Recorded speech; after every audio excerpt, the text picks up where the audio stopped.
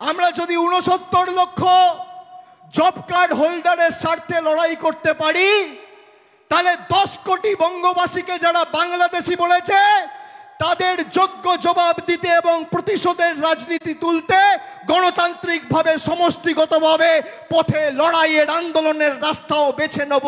বিজেপির বন্ধুদের আজকেই ২৮-এর মঞ্চ থেকে হুঁশিয়ারি করে দিয়ে যাচ্ছি, যারা বাংলাকে পদে পদে লাঞ্ছিত, বঞ্চিত, অপমানিত, কলুষিত, কালিমালিপ্ত করে বিভিন্নভাবে ব্যঙ্গ বিদ্রুপ করে বাংলাদেশি বলে আখ্যায়িত করেছেন, বলছে বাংলা বলে কোনো ভাষা নেই।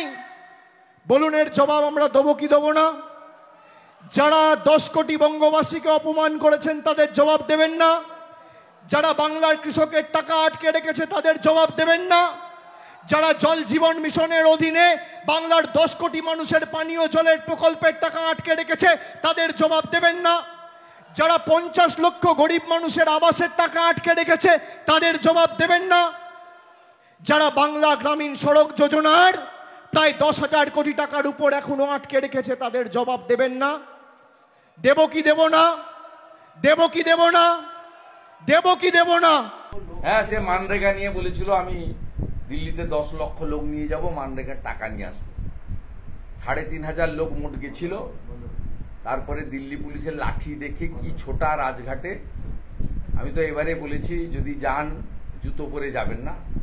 গতবারে শান্তনু সেনের জুতো রয়ে গেছিল, সুজিত বসুর জুতো, মোবাইল সব পড়ে গেছিল, আরো কার কার সব মোবাইল জুতো সব খুলে মার দৌড়। রাজঘাটে তো জুতো খুলে ঢুকতে হয়, এবারে কেউ জুতো পরে যাবেন না, খালি পায়ে যাবেন।